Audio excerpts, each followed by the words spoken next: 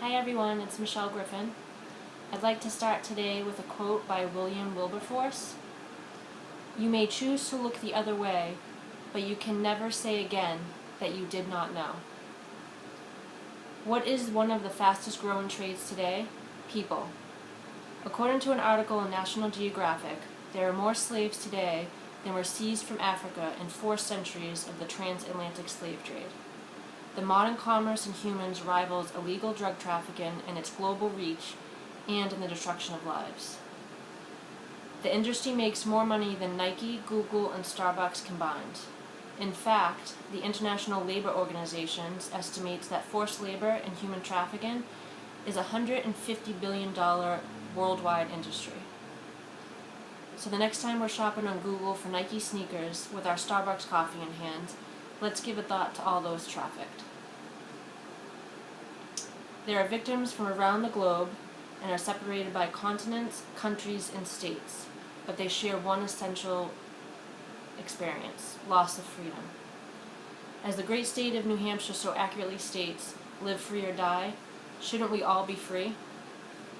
First, I will define what human trafficking is. Second, I will emphasize where and who it affects. Third, I will discuss the laws in the future. Let's begin by examining what exactly is human trafficking. To understand this loss of freedom, you need to understand how it is defined. Human trafficking is a crime against humanity that involves the exploitation of men, women, and children for some sort of gain, profit, aka modern-day slavery. According to the United Nations Office on Drugs and Crime, the legal definition can be broken up into 3 elements: act, means, and purpose. The act is what is done, the recruitment, transportation, and transfer. The means is how it is done, threat or use of force.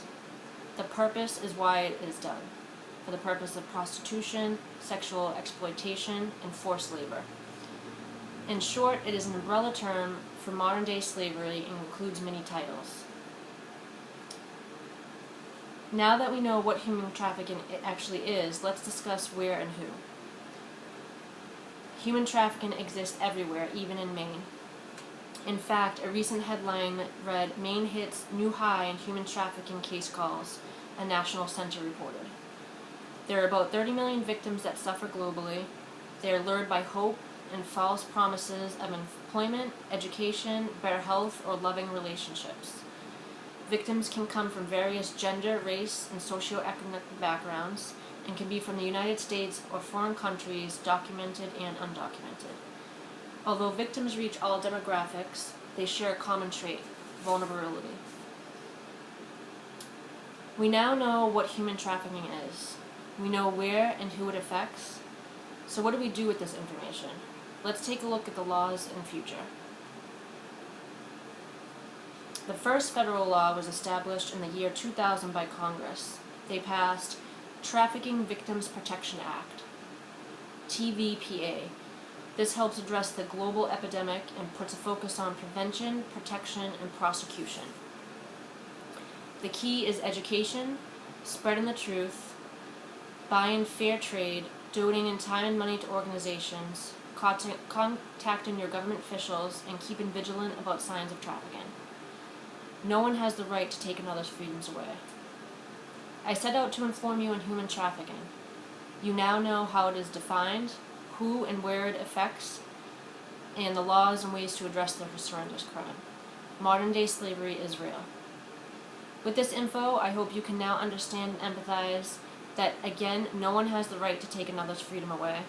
Let's break the chains. We are not for sale. Thank you.